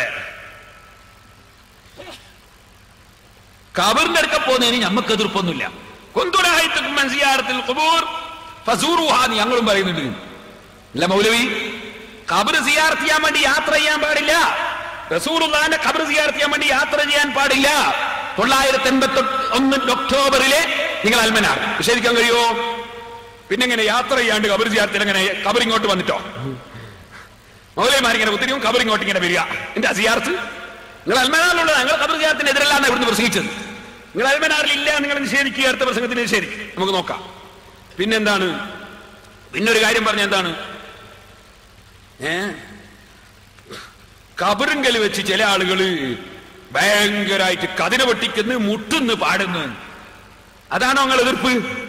നിങ്ങൾക്ക് അതിന് എതിർപ്പില്ല. തിരൂരില് ആ നിലക്ക് നടത്തുന്ന ഒരു നേർച്ച ഉണ്ടായി. ഞാൻ അവിടെ പോയി SSFന്റെ കെയർ ഓഫിന് പരിപാടി വെച്ചിട്ട് ചക്രിയായി എതിർത്ത് പ്രസംഗിച്ചപ്പോൾ അവിടുത്തെ മുത്തവല്ലി ഉണ്ടായിരുന്നു സ്റ്റേജിൽ. അയാൾ അന്ന് തന്നെ തീരുമാനിച്ചു, ഇനി ഒന്നും വേണ്ട, സാധാരണ സിയാർത്ത് മതിയും, ഖുർആനോത്തും വയലൊക്കെ മതി തീരുമാനിച്ചു. അങ്ങനെ രണ്ടാമത് എന്നെ ക്ഷണിക്കാൻ വേണ്ടി വന്ന് വയലു അറിയാൻ അവിടെ തന്നെ. അപ്പൊ നോക്കുമ്പോ അവിടുത്തെ മുജാഹിദീങ്ങളൊക്കെ കൂടി രംഗത്തിറങ്ങി. അത് പണ്ടേ നടക്കുന്നതാണ്, അത് നിർത്തിയാൻ പറ്റൂല, നമുക്ക് കച്ചവടം കിട്ടേണ്ടതാണ്. കച്ചവടം കിട്ടേണ്ടതാണ്, അത് നിർത്തിയാൻ പറ്റൂല. എന്നിട്ട് രണ്ടാമത് അവരെ വകയിൽ തുടങ്ങാൻ പരിപാടി ഇട്ടിരിക്കാൻ. ഞാനിത് വെറുതെ പറയല്ല, അതിനൊക്കെ പിന്നിൽ നിങ്ങളാണ്. നേരെ മറിച്ച് ഞങ്ങളല്ല. എന്നിട്ട് പച്ചക്കള്ളം AP അബൂബക്കർ മുസ്ലിയാർ കാന്തപുരം എഴുതിയൊരു ബുക്കുണ്ട് മറ്റും ഇവിടെ കാണിച്ചു. ഏത് AP കുറിച്ച്? ഏത് കാന്തപുരം? വെറുതെ എന്തെങ്കിലും പറയുകയാണോ? വേറെ ഒരു AP അബൂബക്കർ മുസ്ലിയാരുണ്ടാവും, അയാൾ എന്തോ എഴുതിയിട്ടുണ്ടാവും. അത് കാന്തപുരം സാഹിബ് എന്ത് ബാധക? അങ്ങനെ ഇ കെ അബൂബക്കർ മുസ്ലിയാർ ഇപ്പോൾ ജീവിച്ചിരിക്കുന്ന ഒരാൾ കൊടുവള്ളിയിൽ. നമ്മൾ ആധാർ തീർച്ചയായിട്ടും ഇ കെ അബൂബക്കർ മുസ്ലിയാർ. ഏത് ഇവിടെ നാദാ ജമാഅത്ത് പള്ളിയില്ല, നമ്മൾ ദാറുൽ ഹുദയിൽ തീർച്ചയായിട്ടും ഇ കെ അബൂബക്കർ മുസ്ലിയാർ കൊടുവള്ളിക്കാരൻ ഇപ്പോൾ ഉണ്ടായാലും. അത് പക്ഷേ മറ്റേ ഈക്കല്ലേ, ഓർ വഫാത്തായിട്ട് കാലം കുറെ ആയി. അപ്പോ ഞാൻ പറഞ്ഞു വന്നത്, അപ്പൊ AP അബൂബക്കർ മുസ്ലിയാരുടെ പേര് കാന്തപുരമാണോ? അതൊന്നും നോക്കിയിട്ടില്ല. മൂപ്പര് ജോറായിട്ട് കള്ളത്തരം പറയാൻ തീരുമാനിച്ചു. പിന്നെ എന്താ പറഞ്ഞുകൂടാത്തത്? അങ്ങ് പറയന്നെ. പിന്നൊരു വിഷയം പറഞ്ഞെന്താ അറിയോ? ഒരു റൂഹും കൊണ്ട് അസ്രായിൽ പോകുന്നതിനും പോലും ഒരു മുഹീദ്ദീന്മാരുണ്ട് പോലും. അത് പേരോട് പറഞ്ഞ് പാറക്കടവെന്ന് പച്ചക്കള്ളം ഞങ്ങളെ മേൽ വെച്ചിട്ടാണ്. ഓ സലഫി, നിങ്ങളല്ലേ പ്രസംഗിച്ചത് ആ മുഹീദ്ദീന്മാല കാന്തപുരം അംഗീകരിക്കുന്നതാണ് എന്ന് പ്രസംഗിച്ചില്ലേ നിങ്ങൾ? പേരോട് അംഗീകരിക്കുന്നതാണ് പ്രസംഗിച്ചില്ലേ നിങ്ങൾ? ആ പ്രസംഗിച്ച നിങ്ങളെ കേസറ്റ് ഞാൻ കേട്ടിട്ടാ ഞാൻ മറുപടി പറഞ്ഞു. ഞാൻ ഉസ്താദിനോട് ചോദിച്ചു, നിങ്ങൾ അംഗീകരിക്കുന്നുണ്ടോന്ന്? ഉസ്താദിനോട് അത് ഞാൻ അംഗീകരിക്കുന്നില്ല. ഞാൻ അംഗീകരിക്കുന്ന മുഹീദ്ദീന്മാല ഖാദി മുഹമ്മദ് എന്ന് പേരു കൊഴി കോഴിക്കോട്ടത്തൂറ തന്നിൽ പീറുന്നോവർ കൊർവായിതൊക്കെയും നോക്കിയെടുത്തോവർ. 500ഓളം കിതാബ് എഴുതിയ ആളാ മൊഹീദ്ദിമാല ഉണ്ടാക്കിയ ഖാദി മുഹമ്മദ് റളിയല്ലാഹു അൻഹു. ബഹുമാനപ്പെട്ടവർ എഴുതിയ മൊഹീദ്ദി മരം അടങ്ങിയിരിക്കുന്നു. നമ്മളെല്ലാം ചെല്ലാറുണ്ട്. നേരെ മറിച്ച് മറ്റേ മാലയോ, മറ്റേ മാല ഞങ്ങൾ പഴയകാല പണ്ഡിതന്മാര് തന്നെ അത് ഞങ്ങൾക്ക് ബാധകമല്ല എന്ന് എഴുതി പ്രചരിപ്പിച്ച് പഠിപ്പിച്ചതാണ്. അത് ഞങ്ങൾ ഇന്നും അവിടെ തന്നെ നിൽക്കുന്നു. ഞാൻ നിങ്ങൾക്ക് പറഞ്ഞു തരാം. വൈദുല്യം തർജമ എന്ന് പറഞ്ഞിട്ട്, വൈദുല്യം തർജമ അതിന്റെ 143-ാം പേജ് വലിയ ഒരു മഹാൻ, കേരളത്തിൽ കഴിഞ്ഞ ഒരു വലിയ മഹാൻ എഴുതിയതാണ്. ആ മഹാൻ ബഹുമാനപ്പെട്ടവരുടെ വൈദുല്യം തർജമ ആരാണത്? പാടൂർ സെയ്ദ് കോയക്കുട്ടിത്തങ്ങൾ. അതിൽ ഇസ്ലാമിക വിശ്വാസങ്ങൾ, കർമാനുഷ്ഠാനങ്ങൾ തുടങ്ങിയതൊക്കെ പറയുന്ന ഒരു തർജമയാണ്. പഴയ കാലത്തുള്ളതാണ് വൈദുല്യം തർജമ. അതില് ബഹുമാനപ്പെട്ടവര് ഓരോ സംഗതികളും പറയുന്ന കൂട്ടത്തിൽ പറഞ്ഞു കേട്ടോളെ. ഇപ്പോൾ തമിഴിൽ വേദപുരാണമെന്നും തിർനിർണിതം എന്നും മുഹീദ്ദീൻ മാല എന്നും മറ്റും ചില പാട്ടുകൾ അഹ്ലുസുന്നിയാക്കളെ അഖീദക്ക് മാറായിട്ട് പെരുത്ത് കാര്യങ്ങൾ അതിൽ പറയുന്നതായിട്ട് നടന്നു വരുന്നുണ്ട്. ആയതിനെ പാടുന്നതും ജായിസല്ല. ഇത് ഞാൻ പറഞ്ഞതല്ല. പഴയ കാലത്ത് കഴിഞ്ഞുപോയ അഹ്ലുസുന്നത്തി വൽ ജമാഅത്തിന്റെ പണ്ഡിതനായ പാടൂര് സയ്യിദ് കോയക്കുട്ടി തങ്ങൾ വൈദുല്യം തർജമ എന്ന് പറയുന്ന തർജമയിൽ അന്നത്തെ ഭാഷയിൽ തന്നെ പറഞ്ഞതാണ്. ആ പുതിയ മുഹീദ്ദീൻ മാല എന്ന് പറയുന്ന മുഹീദ്ദീൻ മാല അത് ഞങ്ങൾക്ക് അഹ്ലുസുന്നത്തി വൽ ജമാഅത്തിന് ബാധകമല്ല, അത് പാടാൻ തന്നെ പാടില്ല എന്ന് ഞങ്ങൾ ആലിമീങ്ങൾ അന്ന് തന്നെ പറഞ്ഞതാണ്. ആ പുതിയ മുഹീദ്ദീൻ മാല എന്ന് പറയുന്ന മാല നിങ്ങൾ എവിടെയോ പോയി തെരഞ്ഞു കുടിച്ചു കൊണ്ടുവന്നിട്ട് അത് സ്റ്റേജുമ കയറ്റിയിട്ട് കാന്തപുരം അംഗീകരിക്കുന്ന മാല, പേരോട് അംഗീകരിക്കുന്ന മാല എന്ന് പറഞ്ഞ് പ്രസംഗിക്കുകയല്ലേ? ഇത് നിങ്ങൾ എന്തിനാണ് ചെയ്തത്? അതേ സമയത്ത് ചില വിഷയങ്ങൾ ബുദ്ധിപരമായി ഇൻകാനുണ്ടോ ഇല്ലേ എന്ന ചില ചർച്ചകളുണ്ട്. ആ ചർച്ചയെ സംബന്ധിച്ചുള്ള വലിയ ചർച്ച നടന്നപ്പോ ബഹുമാനപ്പെട്ട നെല്ലിക്കുത്ത് ഉസ്താദ് അത് ബുദ്ധിപരമായി അത് വിശ്വസിക്കാൻ പറ്റുന്നതാണോ അല്ലേ എന്ന ചർച്ചയിൽ അവിശ്വസനീയമായ ഒന്നുമില്ല എന്നൊരു വാചകം ഏതോ ഒരു രംഗത്ത് പറഞ്ഞത് അത് വലിയ വിഷയമായി നിങ്ങൾ പൊക്കിപ്പിടിച്ചു. എന്നാൽ ഞാൻ നിങ്ങളോട് ചോദിക്കട്ടെ, സഹീഹുൽ ബുഖാരിയിലുണ്ട് ഒരു ഹദീസ്. ബഹുമാനപ്പെട്ട ഇസ്രായീൽ അലൈഹിസ്സലാത്തു വസ്സലാം മൂസാ നബി അലൈഹിസ്സലാമിന്റെ റൂഹ് പിടിക്കാൻ വേണ്ടി ബഹുമാനപ്പെട്ട മൂസാ നബി അലൈഹിസ്സലാമിന്റെ അടുക്കൽ ചെന്നപ്പോ കൊടുത്തൊരൊറ്റ അടി കിട്ടിയപ്പോ ഇസ്രായീൽ അലൈഹിസ്സലാം മടങ്ങിപ്പോയി. ബുഖാരിയിലില്ലേ? നിങ്ങൾ ബുഖാരി അംഗീകരിക്കുന്നുണ്ടോ? ഇവിടെ നിങ്ങൾക്ക് വിശ്വസിക്കാൻ സാധിക്കുന്നുണ്ടോ? വിശ്വസിക്കാൻ അതിന് തകരാറൊന്നുമില്ല. ആ ഹദീസ് ഇമാം ബുഖാരി ഉദ്ധരിച്ച സഹീഹായ ഹദീസാണ്. ഇതുപോലെ ബുദ്ധിപരമായി പറഞ്ഞാൽ അതിനൊന്നും അവിശ്വസനീയമായി ഒന്നുമില്ലെന്നാണ് പറഞ്ഞത്. അല്ലാതെ ആ വിവരം സഹീഹായ റിപ്പോർട്ട് കൊണ്ടുവന്നുവെന്നോ അത് പാടിപ്പറയണമെന്നോ അത് അംഗീകരിക്കണമെന്നോ അല്ല പറഞ്ഞത്. ഇതൊന്നും മനസ്സിലാക്കാൻ നിങ്ങളെ കൊണ്ട് സാധ്യമല്ല. നിങ്ങൾ ഇൽമ് പഠിക്കാൻ പോയിട്ട് ഇൽമിന്റെ വഴിക്ക് പോലും പോകാത്ത നിങ്ങൾ ഇത്തരം കാര്യം കൈകാര്യം ചെയ്താലുണ്ടോ എവിടെയെങ്കിലും എത്തുന്നു? അതുകൊണ്ട് നിങ്ങൾ മതം പറയാൻ നടക്കരുതെന്നാണ് എനിക്ക് പറയാനുള്ളത്. പിന്നെന്താ വിഷയം? പിന്നെ പേരോട് പറഞ്ഞ് തമിഴൊന്നല്ല മൊയ്ലാരെ, പൊന്നാനിയാണ് വീണ. ഞാൻ വായിച്ചില്ലേ, തമിഴന്മാര് പൊന്നാനി വന്നു കൂടിയാൽ അത് തമിഴാവൂല. ഒരു തമിഴൻ ഉണ്ടാക്കിയ ഒരു ആശയം പൊന്നാനിക്കാര് പാടി നിൽക്കുക, എന്നാ തമിഴാശയാവൂല. അല്ലെ ഞാനെ പറഞ്ഞതിന്റെ അർത്ഥം മൗലവിക്ക് മനസ്സിലാവും. തമിഴനല്ല പൊന്നാനിയാണ്, തമിഴായതുകൊണ്ടാ തെറ്റായി പോയത്. മൂപ്പര് വിചാരിച്ച് എന്താണെന്നറിയോ, ഈ എങ്കടെ ഊരൻ കാന്നറിയുന്നതുകൊണ്ടാ തെറ്റായെന്ന. അങ്ങനല്ല മൗലവി ഞാനെ പറഞ്ഞതിന്റെ അർത്ഥം. ഏതോ ഒരു തമിഴെന്ന് പറഞ്ഞതിന്റെ അർത്ഥം ഞങ്ങൾ അംഗീകരിക്കുന്നതല്ല. അത് ചിലപ്പോ ഞങ്ങൾ ഏതോ ഒരു അണ്ണാച്ചി എന്ന് പറയും, ചിലപ്പോ ഏതോ ഒരു തമിഴെന്ന് പറയും, ചിലപ്പോ ഏതോ ഒരു ജാഹിലി എന്ന് പറയും. ആ ശൈലിയിൽ സംസാരം ഞാൻ പറയും. ഒരു തമിഴനുണ്ടാക്കി, ഏതോ തമിഴനുണ്ടാക്കി ഞങ്ങൾക്ക് വാദവും. ഞങ്ങളുണ്ടായി യാതൊരു ബന്ധവുമില്ല. ഞങ്ങളായാലും നിങ്ങൾ അന്ന് തന്നെ പാടാൻ ജായിസല്ല എന്ന് എഴുതി വെച്ചതാ. പിന്നെ എന്തിന് ഞങ്ങൾ അലയിൽ കൊണ്ടുവന്ന് കെട്ടണം? അത് ഞാനൊക്കെ ജനിക്കുന്നതിന് മുമ്പ് എഴുതി വെച്ച ഞാൻ പറഞ്ഞത്. നമ്മുടെ ആലിമീങ്ങളാ, അവർ വേറെയുള്ളവരാണ്. അവർ പറയേണ്ട അപ്പോൾ പറഞ്ഞിട്ടുണ്ട്. അൽഹംദുലില്ലാഹ്, അല്ലാഹു അവരുടെ ദർജ ഏറ്റി കൊടുക്കുമാറാകട്ടെ. സഹോദരന്മാരെ, ഇതാ കാര്യമായിട്ടൊരു വിഷയം പറഞ്ഞത്. എന്തോ റൂഹ് തട്ടിക്കൊണ്ടുപോയി. മുപ്പരാവ് നോക്കി ഇങ്ങനെ അടക്കല്ലേ. പിന്നെന്താണ്? പിന്നെ ഒരു വിവരം പറഞ്ഞത് ആരായി പറയുന്നത്? അല്ലേ ഞാൻ ഒന്നാം എഴുതിച്ച മൗലവിമാരായി പറയുന്നത്. പിന്നെ പറഞ്ഞൊരു വിഷയം എന്താ അറിയോ? ഒരു കാര്യമായൊരു വിഷയം നമ്മളെ ജാമിഉ കറാമാത്തിൽ ഔലിയാ. ജാമിഉ കറാമാത്തിൽ ഔലിയാ, ജാമിഉ കറാമാത്തിൽ ഔലിയാ വായിക്കാൻ പേരോട് ചെയ്യാറുണ്ടോ? ജാമിഉ കറാമാത്തിൽ ഔലിയാ ഞങ്ങൾ കണ്ടതാ, ഞങ്ങളുടെ കയ്യിലുള്ളതാണ്. ഞാൻ നിങ്ങളേത് കിതാബ് വായിച്ചാൽ തരത്തില്ല. അൽഹംദുലില്ലാഹ് മുഴുവൻ ഞാൻ സിറാജുൽ ഹുദയിൽ കൊണ്ടു സൂക്ഷിച്ചിട്ടുണ്ട്. ഏത് കിതാബ് വായിച്ചാൽ നിങ്ങളെടുത്തില്ലാത്തതും ഞാൻ സൂക്ഷിച്ചിട്ടുണ്ട്. ജാമിഉ കറാമാത്തിൽ ഔലിയാ അതിലെന്താ ഉള്ളത്? കട്ടതല്ലേ നിങ്ങളെ മൗലവിമാര്? ഇവിടെയുള്ള മുജാഹിദീങ്ങളെ കൊണ്ട് പൊട്ടിച്ചിരിപ്പിക്കാൻ, അതുപോലെ വിവരമില്ലാത്ത മുജാഹിദിന്റെ പ്രസംഗം കേൾക്കാൻ വേണ്ടി പോയി നിന്ന അരമുസ്ലിയാന്മാർക്ക് പൊട്ടിച്ചിരിക്കാൻ മൗലവി പച്ചക്കള്ളം ജാമിഉ കറാമാത്തിൽ ഔലിയാന്റെ കിതാബിന്റെ ഇബാറത്ത് മൂടി വെച്ചിട്ടല്ലേ വായിച്ചത്? മൗലവിക്ക് ധൈര്യം ഉണ്ടോ എന്റെ മുന്നിൽ വന്നിട്ട് ഇത് അർത്ഥം പറയാൻ? വായിക്കാൻ വായിക്കും, നിങ്ങൾക്ക് വായിക്കാൻ അറിയില്ല. നിങ്ങളെ പറഞ്ഞ സംഭവം, ആ സംഭവം കച്ചവടത്തിലും മറ്റൊക്കെ നല്ല നിലക്ക് കച്ചവടം ചെയ്യുന്ന ഒരു ഇബ്രാഹിം ഹാജി. ഈ ഇബ്രാഹിം ഹാജി എന്ന് പറയുന്ന ആള് ഈ കിതാബിന്റെ ഈ വിഷയം പറയുന്ന ആളോട് പറഞ്ഞു കൊടുത്തു. നിങ്ങളെ പറഞ്ഞ വിവരം നിങ്ങൾക്കേ പറയാൻ പറ്റുള്ളൂ, ഞാനത് പറയുന്നില്ല. അങ്ങനെ അയാൾ പറഞ്ഞപ്പോ ഈ പറയപ്പെട്ടത് ഏതൊരു ശൈഖിനെ സംബന്ധിച്ചാണോ ആ ശൈഖ് അവിടെ തന്നെ ഉണ്ട്. ഇബ്രാഹിം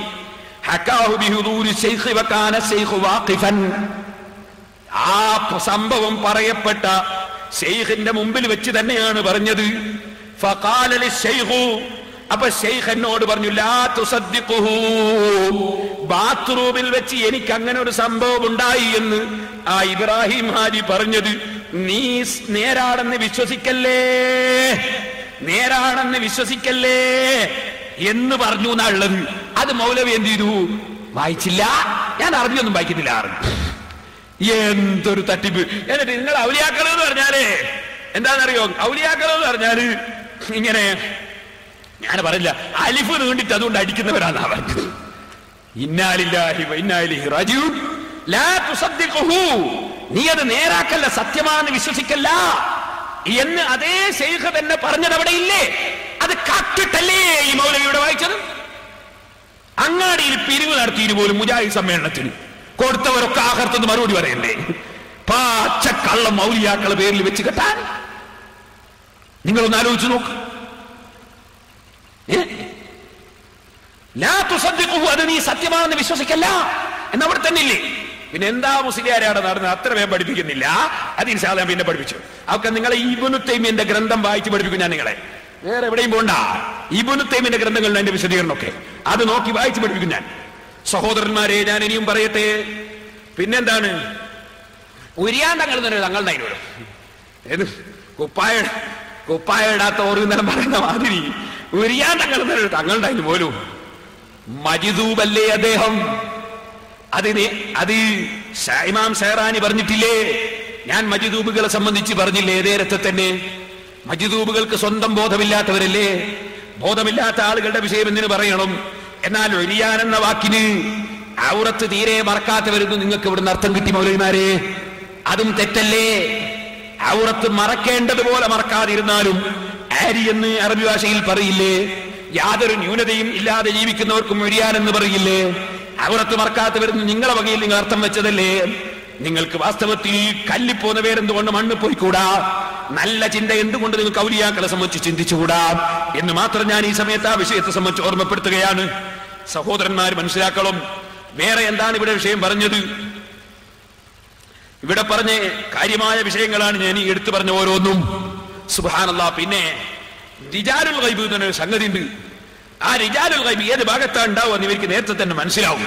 ഞങ്ങൾക്ക് മനസ്സിലാക്കട്ടെ. നിങ്ങൾക്ക് എന്താ നിങ്ങൾക്ക് എന്താണത്? റിജാലുൽ ഗൈബ് എന്ന് പറഞ്ഞൊരു സംഗതി ഉണ്ടെന്നും അതെന്താണെന്നും നിങ്ങളെ ഇബ്നു തൈമിയ്യ പറഞ്ഞിട്ടുണ്ടല്ലോ. അപ്പറഞ്ഞത് എന്താണെന്ന് ഇബ്നു തൈമിയ്യന്റെ കിതാബ് നോക്കിയിട്ട് അടുത്ത വായിക്കാൻ അറിയില്ലേ? വാ പഠിക്കാൻ വാ. ഞാൻ ഇബ്നു തൈമിയ്യയുടെ കിതാബ് ഞാൻ പറഞ്ഞുതരാം. നിങ്ങൾക്കിപ്പോ റിജാലുൽ ഗൈബ് ഒന്നും പഠിപ്പിച്ചു തരാനായിട്ടില്ല. നിങ്ങൾ റിജാലുൽ ഗൈബ് ഒക്കെ പഠിക്കണേ കുറച്ച് വലിപ്പം വേണം. നിങ്ങൾ 4 വയസ്സാകുമ്പോൾ തന്നെ പെണ്ണെട്ടണോ ചോദിച്ചാൽ നടക്കുവോ? നടക്കൂല. നഴ്സറി പഠിക്കുമ്പോൾ പെണ്ണെട്ടി ചേരൂല. റിജാലുൽ ഗൈബ് ആരാ? സൂഫിയാക്കൾ ആരാ? ഔലിയാക്കൾ എന്താ? കറാമത്ത് എന്താ? മജ്ദൂബുകൾ എന്താ? മശായിഖന്മാരെന്താ? അതൊക്കെ വിശദമായി പഠിക്കേണ്ട രംഗമാ. 4 വയസ്സ് പെണ്ണെട്ടിച്ചിരാൻ കഴിയൂല. ഓ, എല്ലാരും പറയുന്നു ജിമായിന് ഭയങ്കര രസമുണ്ടെന്ന്. എനിക്കൊന്നും മനസ്സിലാവില്ല. 5 വയസ്സുള്ള ഒരു കുട്ടി 5 വയസ്സിൽ മനസ്സിലാവൂല. അത് മനസ്സിലാകാൻ ആ വിഷയവുമായി പഠിച്ച് ബന്ധപ്പെടണം. അപ്പൊ നിങ്ങൾക്ക് ഔലിയാക്കളുടെ വകുപ്പ് തന്നെ അറിയില്ല, അതിന് നിങ്ങൾക്കൊട്ട് അതിനുള്ള മനസ്സുമില്ല, നിങ്ങൾക്കൊട്ട് മനസ്സിലാക്കാൻ സാധ്യമല്ല. അതിനാദ്യം ഈമാൻ വേണം. ഈമാനുള്ളവർക്ക് ഇത് മനസ്സിലാവും. വെറുതെ എന്തിന് നമ്മളെ നേരം പോക്കണം?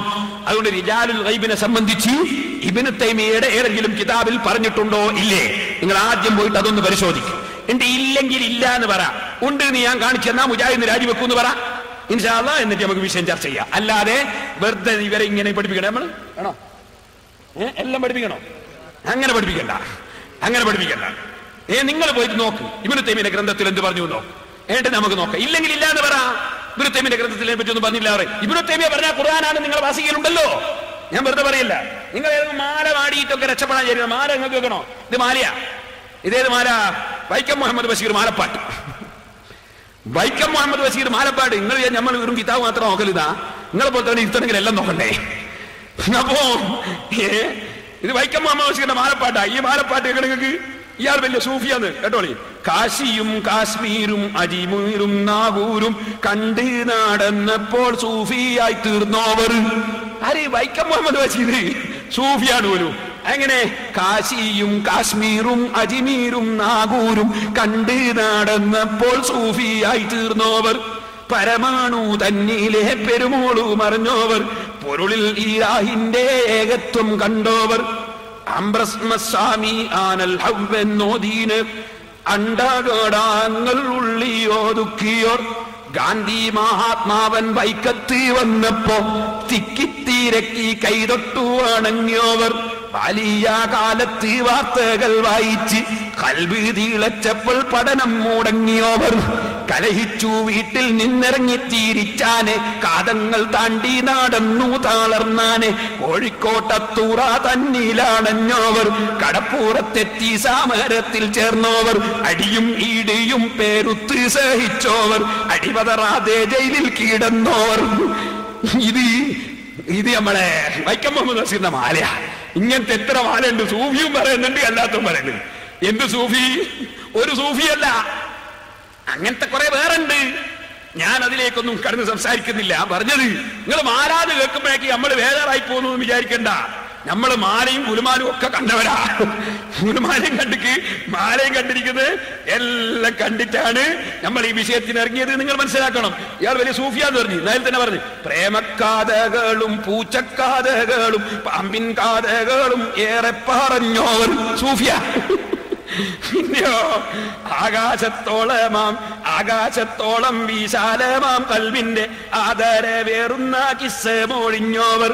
പെണ്ണായ പെണ്ണുങ്ങൾക്കെല്ലാം പാടച്ചവൻ 101 നാക്ക് കൊടുത്തന്ന് ചൊന്നോവർ. ഇങ്ങനെ ഇത് ബഷീറിന്റെ മാലപ്പാട്ടാണ്. ഇങ്ങനത്തെ എത്ര മാലപ്പാട്ടുണ്ട് ദുനിയാവില്. ഇതിനൊക്കെ ഞങ്ങൾ മറുപടി പറയാൻ നടക്കണോ? ഇത് തമിഴനൊന്നുമല്ല, ഇത് മുജാഹിദ് എഴുതിയതാ. ഇതിലെ ജാറത്തിനെല്ലാം കുറ്റവും പറയുന്നുണ്ട്. ഇത് മുജാഹിദ് എഴുതിയതാ ഈ മാല. സൂഫിയാന്നാ പറയുന്നത്. അങ്ങനെ എത്രയുണ്ട് ഇവിടെ മുജാഹിദീങ്ങൾ ഉണ്ടാക്കിയ മാല. അതൊക്കെ ഞങ്ങളുടെ മാലയിലാണ് വെച്ച് കെട്ടുന്നത്. ഞങ്ങൾ പാടുന്ന മാല മുഹീദ്ദീൻ മാല. അതില് വല്ലതും പറയാനുണ്ടോ നിങ്ങൾക്ക്? കേൾക്കണമെങ്കിൽ ബഷീർ ഔലിയാക്കി ജാറം പണിയുവാൻ ഹിന്ദുവും മുസ്ലിമും തർക്കിച്ചെന്നോദിയോർ. അപ്പൊ ഇതെന്താ സംഗതി? മുജാഹിദ് പ്രചരിപ്പിക്കാണ്. അങ്ങനെ തുടങ്ങിയിട്ട് പല സംഭവങ്ങളുണ്ട് നമ്മൾ സ്ലിപ്പാക്കേണ്ടത്. അപ്പൊ ഇതൊക്കെ ഞങ്ങളെ മാലയാന്ന് പറഞ്ഞ് കുറച്ച് ദിവസം കഴിഞ്ഞാൽ മൗലവിമാർ പാടും. അപ്പോഴൊന്നും ഞങ്ങൾ ബേജാറായി പോവില്ല. നിങ്ങൾ മനസ്സിലാക്കണം. എന്തെങ്കിലും പറയലല്ല. നിങ്ങൾ വേണ്ടെന്നറിയോ? നിങ്ങൾ കാണത്തുണ്ടെങ്കിൽ നിങ്ങൾ ആദർശം ഖുർആൻ കൊണ്ട് സ്ഥിരപ്പെടുത്തുക. നിങ്ങൾ ആശയം ഖുർആൻ കൊണ്ട് സ്ഥിരപ്പെടുത്തുക. അതാ ഞാൻ ചോദിച്ചത്. ജുമാക്ക് 2 ബാങ്ക് വിളിക്കുന്നില്ല, മക്കയിൽ 2 ഉണ്ട്, മദീനയിൽ 2 ഉണ്ട്. നിങ്ങൾക്ക് തെളിവ് പറയാനുണ്ടോ? തെളിവ് പറയാനുണ്ടോ? വെറുതെ ദുർവ്യാഖ്യാനിക്കണ്ട. ദുർവ്യാഖ്യാനിച്ചാൽ അതിനൊക്കെ നമ്മൾ മറുപടി പറയും. അപ്പൊ ഞാൻ പറഞ്ഞു വരുന്നത്, നിങ്ങളെ ആശയം നിങ്ങൾക്ക് നിലനിർത്താൻ സാധിക്കാത്തത് കൊണ്ട് എന്തെങ്കിലും പറഞ്ഞ് പരിപാടി ഒപ്പിക്കാമെന്നാണ് നിങ്ങളുടെ ധാരണ. ഇനി ഞാൻ നീട്ടുന്നില്ല. പച്ചക്കള്ളം മാത്രം പറഞ്ഞു പഠിച്ച ഈ മൗലവിമാർ പച്ചക്കള്ളം പറയുന്നത് പ്രാക്ടീസ് ആക്കാൻ വേണ്ടി നുണ പറയൽ മത്സരം നടത്തി. ആ നുണ പറയൽ മത്സരത്തിന്റെ പരിപാടിയിൽ പങ്കെടുത്ത ആള് ഇപ്പോഴും നിങ്ങളുടെ നേതാവല്ലേ? അയാൾക്ക് 6 റെക്സോൺ ആ സോപ്പ് സമ്മാനം കിട്ടി. എന്നിട്ട് ആ സമ്മാനത്തിന്റെ സോപ്പും പറ്റിയെടുത്തിട്ട് ഇങ്ങനെ ഉളുപ്പില്ലാണ്ട് കാണിച്ചു കൊടുക്കുന്ന മൗലവി. അതാണ് ഇനി നമുക്ക് CD കാണാനുള്ളത്. അതിനാണ് ഈ സ്ക്രീൻ കൊണ്ടുവന്ന് വെച്ചത്. നുണ പറയൽ മത്സരത്തിൽ പങ്കെടുത്തിട്ട് മൗലവിക്ക് കിട്ടിയ സോപ്പും പറ്റി കാണിക്കാനാ. സ്ക്രീനൊക്കെ നമ്മളും കണ്ടതാ, ഞാൻ കാണിച്ചു തരാം. അതിന് മുമ്പ് ഒരു കാര്യം പറയട്ടെ, നിങ്ങൾ അപ്പുറം ഇപ്പുറൊന്നും പോണ്ട. നിങ്ങൾക്ക് ഒന്നുമുറിയുന്ന സംഗതി നിങ്ങൾ നമ്മളെ നിന്ന് തെറ്റി എവിടെയാ? നിങ്ങൾ ഷാഫി ഇമാമിനെ കുറ്റം പറഞ്ഞു. ഷാഫി ഇമാമിന് ഖുർആൻ മനസ്സിലാവില്ലാന്ന് പറഞ്ഞു. അതുപോലെ ഇമാം അശ്അരിക്ക് അഖീദ മനസ്സിലാവില്ലാന്ന് പറഞ്ഞു. അതല്ലേ 4 മദ്ഹബും തള്ളണമെന്ന് പറഞ്ഞു, എല്ലാ ഇമാമിങ്ങളെയും തള്ളണമെന്ന് പറഞ്ഞു. പിന്നെയോ കിഴൻ ഉസ്താദ് വേച്ചുപോയി, ഈക്കെ ഉസ്താദ് വേച്ചുപോയി, കന്യത്ത് ഉസ്താദ് വേച്ചുപോയി, കുതുബിത്തങ്ങൾ വേച്ചുപോയി, നമ്മളെ രാജ്യത്ത് എല്ലാ ആലിമീങ്ങളും നരകത്തി. പിന്നെയോ അതിന്റെ മുൻഗാമികൾ ഷാഫി ഇമാം അടക്കം പേച്ച്, ഗസാലി ഇമാമോ പേച്ച്, എല്ലാവരും പേച്ച്. ആകെ നിങ്ങൾ മാത്രം സ്വർഗത്ത്. അവിടെ അല്ലേ നിങ്ങൾ നമ്മൾ തെറ്റുന്നത്? ഇതല്ലേ നമ്മളെ തെറ്റി? ഇവിടെ ഞാൻ നിങ്ങളോട് ചോദിച്ചത്, നിങ്ങളെ മദ്രസയിൽ പഠിക്കുന്ന ബുക്കായി ഈ ബുക്കൊന്ന് വായിച്ചിട്ട് ഒരൊറ്റ പാഠം, ഇമാമിങ്ങളെ തള്ളിയിട്ട് ഒരൊറ്റ പാഠം, ഒരു ഒതുമുറിയുന്ന കാര്യം, അത് നിങ്ങൾക്ക് ഞങ്ങളെ മുമ്പ് സ്ഥിരപ്പെടുത്തി തരാൻ കഴിയോ? ഇമാമിങ്ങളെ തള്ളിയല്ലോ നിങ്ങൾ. ഞാൻ ചോദിക്കട്ടെ, നവാഖിദുൽ വുദു ഒറ്റ നിരും കൂടി വായിച്ചിട്ട് ഞങ്ങൾക്ക് CD കാണിച്ചു തരാം. നവാഖിദുൽ വുദു കേട്ടോ അല്ലെ? പാഠം 3, വുദു ദുർബലപ്പെടുന്ന കാര്യങ്ങൾ കഴിഞ്ഞ ക്ലാസ്സിൽ നാം പഠിച്ചിട്ടുണ്ട്. അവയുടെ തെളിവുകൾ ഈ പാഠത്തിൽ നമുക്ക് പഠിക്കാം. മുജാഹിദീങ്ങൾ തെളിവ് പഠിപ്പിക്കുന്നത് അവിടെ തെളിവ് രസമുണ്ട്. വുദുവോടുകൂടിയുള്ള നമസ്കാരം മാത്രമേ അല്ലാഹുവിൽ സ്വീകാര്യമാകുകയുള്ളൂ. ഒരു ഹദീസ് കാണുക, ഇന്നല്ലാഹ ലാ യഖ്ബലു സ്വലാത്തഹദിക്കും ഇദാ തവല്ല. അത് കഴിഞ്ഞ് അതിന് ശേഷം മലമൂത്ര വിസർജനം കൊണ്ട് വുദു ദുർബലപ്പെടുന്നതാണ്. അതിന്റെ തെളിവ് ഖുർആൻ പറയുന്നതാണ്. തെളിവ് കേട്ടോളെ, അൽ-മാഇദ 6. അഥവാ നിങ്ങൾ ആരെങ്കിലും മലമൂത്ര വിസർജനം കഴിഞ്ഞു വന്നാൽ അംഗശുദ്ധി വരുത്തേണ്ടതാണ്. മലമൂത്ര വിസർജനം കഴിഞ്ഞു വന്നാൽ അംഗശുദ്ധി വരുത്തേണ്ടതാണ്. ഞാൻ മൗലവിമാരോട് അതിന്റെ തൊട്ട ഭാഗം ഒന്ന് ഓതുവോ നിങ്ങൾ?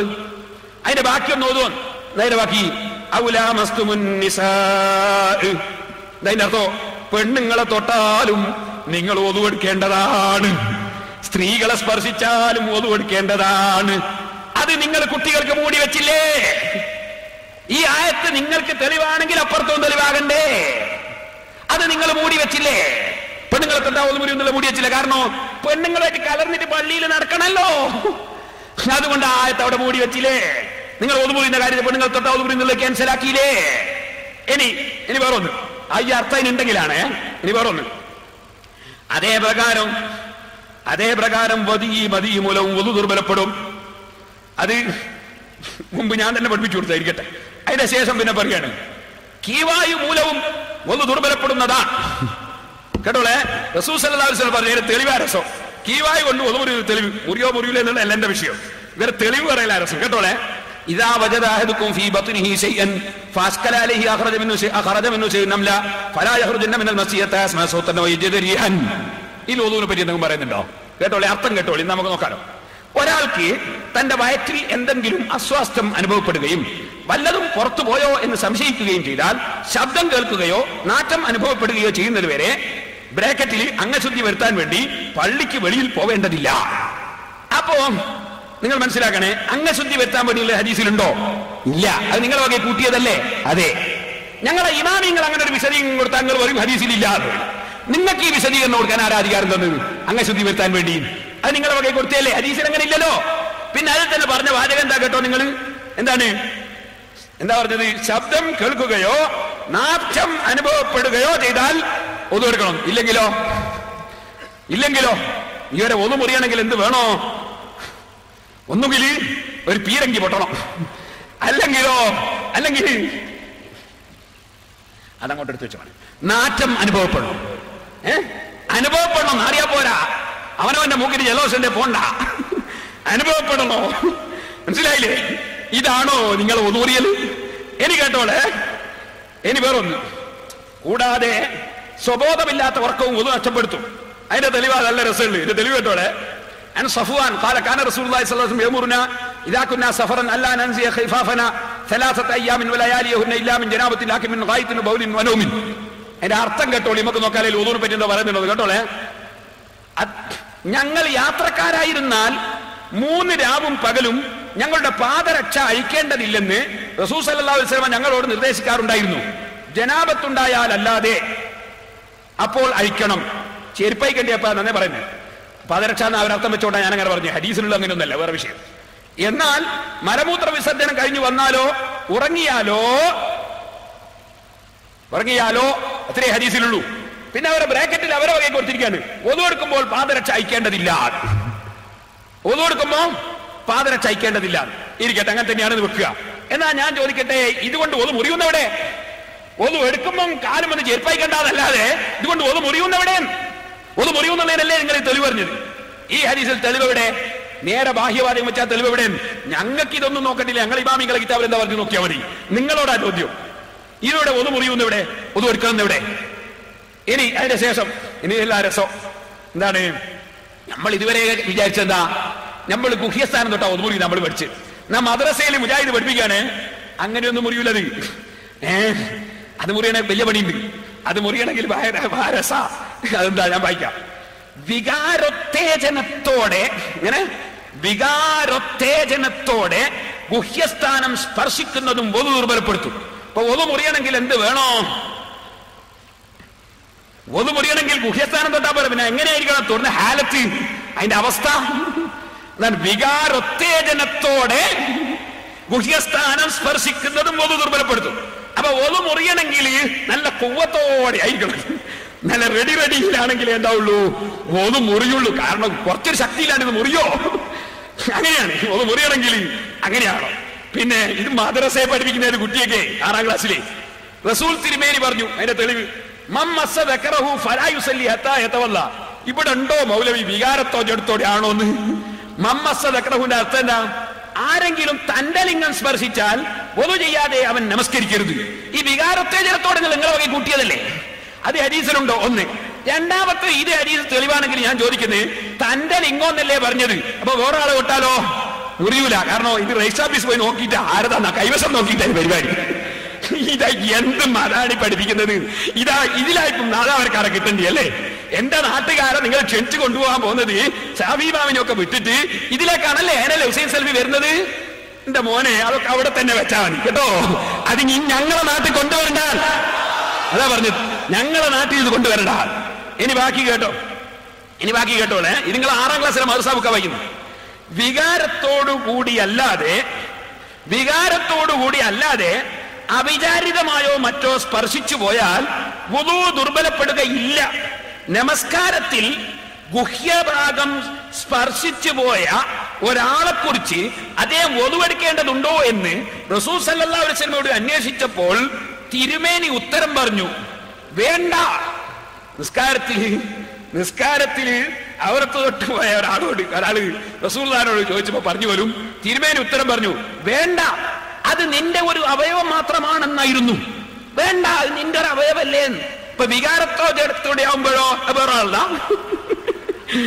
ആലോചിച്ചു, അത് നിന്റെ ഒരു അവയവം തന്നെയല്ലേ എന്നാണ് നബി പറഞ്ഞത്. അപ്പൊ ഞാൻ ചോദിക്കാണ്, വികാരോത്തേജനത്തോടെ ആവുമ്പോഴേക്ക് വേറെ ആൾ വലിയ റഷിയോ? എന്താണ് മൗലവിമാരെ ഇത് മതവും? ഇതാണോ നിങ്ങൾ ഇസ്ലാമിന്റെ പേരിൽ പ്രചരിപ്പിക്കുന്നത്? മദ്രസയിലെ ബുക്കായി വായിച്ചത് നിങ്ങളെ വേറെ മാലയൊന്നല്ല, മദ്രസയിലെ ഒറ്റ ബുക്കിലെ ഒറ്റ ഒരു പാടായും വായിച്ചത്. ഇനി ബാക്കിയും കൂടി ഞാൻ വായിച്ച അങ്ങനെ ഉണ്ടാവൂ?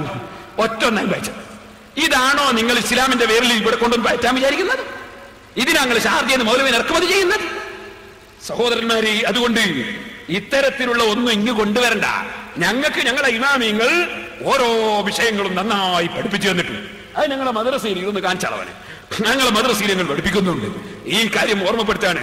ഇനി ബാക്കിയൊക്കെ ഇൻഷാ അല്ലാഹ് അള്ളാഹു തൗഫീഖ് ചെയ്താൽ ആയുസ് ഉണ്ടെങ്കിൽ ഞാൻ വരുമെന്നാണ് നമ്മളെ ഹുസൈൻ സൽവി പറഞ്ഞു. അള്ളാഹു അദ്ദേഹത്തിന് ആയുസ് കൊടുക്കട്ടെ. നിങ്ങൾ ആമീൻ പറയണോ? അള്ളാഹു അദ്ദേഹത്തിന് ആയുസ് കൊടുക്കട്ടെ. ഞാൻ ഈ പറഞ്ഞ ഓരോ കാര്യങ്ങളും ഓരോന്നായി വെച്ച് കെണ്ണിക്കാൻ നിങ്ങളെ കൂടുതൽ മൗലവിമാരുണ്ടെങ്കിൽ വരിക. ആദ്യം ഈ ഒതുമുറിന്റെ കാര്യം തന്നെ ആയിക്കോട്ടെ. നിങ്ങൾ ഒതു അതിനോട് തന്നെ മുറിയൂ കേട്ടോ. പിന്നെ തുടരണമെന്നില്ല, എങ്ങനെയായാലും മുറിയൂ. അതുകൊണ്ട് ഞാൻ എന്റെ വിഷയങ്ങൾ ഇവിടെയോ നിർത്തുന്നു. ഇനി നിങ്ങൾക്ക് നുണ പറയൽ മത്സരത്തിൽ പങ്കെടുത്ത എന്തിന്? സുന്നികളെ പരാജയപ്പെടുത്താൻ വേണ്ടി നുണ പറഞ്ഞ് പഠിപ്പിക്കാണ്. ആ പഠിപ്പിക്കുന്ന മൗലവി നുണ പറയൽ മത്സരത്തിൽ പങ്കെടുത്തിട്ട് ആ സമ്മേളനത്തിൽ അതിൽ കിട്ടിയ സമ്മാനവും സോപ്പും മൗലവിയും ഒക്കെ കൂടി ഞാനിവിടെ പ്രദർശിപ്പിക്കാൻ പോവാണ്. അത് നിങ്ങൾക്ക് കാണാം. അതിനുശേഷം ഇൻഷാ അല്ലാഹ് നമുക്ക് നന്നായിട്ട് സലാത്തൊക്കെ ചൊല്ലി ദ്വാരന്നിട്ട് പിരിയണം. വലിയ പെരുന്നാളാണ്. നമ്മൾ മരിച്ചുപോയവരൊക്കെ പേരിൽ ഫാത്തിഹ വരക്കണം. അള്ളാഹു നമ്മളെ മജ്ലിസ് ഹിജാബത്തുള്ള മജ്ലിസായി സ്വീകരിക്കട്ടെ. അതിലിടക്കൊരു കാര്യം പറയാം സഹോദരന്മാര്, എല്ലാവരും നല്ല സംഭാവന തരണോ. ഇത് വെറുതെ നടക്കൂല, എനിക്ക് 5 പൈസ തരണ്ട. പക്ഷെ ഇതിനൊക്കെ ചെലവ് വേണം. ഇതിനൊക്കെ ചെലവിന് നിങ്ങൾ എല്ലാവരും സംഭാവന. ഞാൻ 7 ദിവസം ഇവിടെ പ്രസംഗിച്ച കേസറ്റ് തലശ്ശേരി ഭാഗത്ത് സുന്നത്ത് ജമാഅത്തിന്റെ വിരോധികൾ വല്ലാതെ പ്രവർത്തിച്ചിട്ട് തലശ്ശേരി ഭാഗത്ത് അവിടെയൊക്കെ വീട്ടിലിരുന്ന് കാണാനുള്ള സംവിധാനം ചെയ്യാൻ വേണ്ടി അവിടുത്തെ നാട്ടുകാർ ഇങ്ങനെ പറയുന്നു. പക്ഷെ പൈസ ഇല്ല. അതുകൊണ്ട് 30,000 രൂപ എത്തിയാൽ അങ്ങനെ ചെയ്യാൻ പറ്റും. ഏതെങ്കിലും ആള് ദീൻ പ്രചരിപ്പിക്കുക എന്ന ഒറ്റ ലക്ഷ്യത്തിൽ 20,000 ആളുകൾ കേൾക്കുന്ന പറയും. അങ്ങനെ ഉദ്ദേശിച്ചിട്ട് ഒരു 30,000 രൂപയോ അല്ലെ ഒരു 10 ആൾ ഒരു 10,000 രൂപയോ തന്നാല് അത് ആ ഏരിയയിലൊക്കെ ഉള്ള ആളുകൾ കേൾപ്പിക്കാൻ കഴിയും. ഒറ്റ മനുഷ്യൻ നന്നായാല് നമ്മൾ മരിക്കുന്നവരെ ഖിയാമത്ത് നാൾ വരെ അധ്വാനിച്ചിരുന്നു മുതലായി പോകും. ഒരു മനുഷ്യൻ നന്നായവൻ, ഒറ്റ മനുഷ്യൻ. ലോകം മുഴുക്ക കിട്ടുന്നതിനേക്കാൾ ഖൈറുണ്ട് ഒരാൾ നന്നായ. അതുകൊണ്ടായി പ്രസംഗിക്കുന്നൊക്കെ, അല്ലാതെ നമുക്ക് ഇപ്പൊ 5 പൈസ കിട്ടിയിട്ടൊന്നല്ല പ്രസംഗിക്കുന്നത്. ഒരാളെങ്കിലും നന്നാകണം വിചാരിച്ചു. അല്ലാഹുവേ, നീ ഹിദായത്തിന്റെ വെളിച്ചം കൊടുക്കണം റഹ്മാനെ. ഞങ്ങളെല്ലാവരെയും സാലിഹ്യങ്ങളിൽ പെടുത്തണം റഹ്മാനെ. ഞങ്ങളെ മജ്ലിസിന് ഇജാബത്തുള്ള മജ്ലിസാക്കണം റഹ്മാനെ. സിറാജുൽ ഹുദയിലേക്ക് നേർച്ച തന്ന ഒരുപാട് ആളുകൾ ദ്വാരക്കാൻ പറഞ്ഞിട്ടുണ്ട്. നേർച്ചന്റെ ഫലം കിട്ടിയിട്ട് വെള്ളപ്പാണ്ട് രോഗമടക്കം മാറിയവരുണ്ട്. എത്രയോ ഓപ്പറേഷനുകൾ ഒഴിവായി കിട്ടിയവരുണ്ട്. നിരവധി അത്ഭുതങ്ങൾ പറഞ്ഞിട്ട് കാഴ്ച കത്തുകൾ ഞാൻ ഫയലിൽ സൂക്ഷിച്ചിട്ടുണ്ട്. ഇന്നും നേർച്ച കൊണ്ട് തന്നവരുണ്ട്. അല്ലാഹുവേ, അവരുടെ ഒക്കെ ലക്ഷ്യങ്ങൾ നീ പൂർത്തീകരിക്കണം റഹ്മാനെ. നിങ്ങളെല്ലാവരും ദീനിയായ പ്രവർത്തനങ്ങൾ എപ്പോഴും സഹകരിക്കണം. നേരത്തെ പാറക്കടവിലും കുമ്പങ്കോടൊക്കെ ഞാൻ വെച്ച് കുറെ കാണിച്ചിരുന്നു. അതിന്റെ ഭാഗങ്ങൾ ഇവിടെയും കാണിക്കുകയാണ്. അതിന്റെ പുറമെ ഞാൻ പറയുന്നു, എല്ലാവരും അതിന്റെ ഇടയ്ക്ക് ഒരു ഫാത്തിഹ ഓതണം.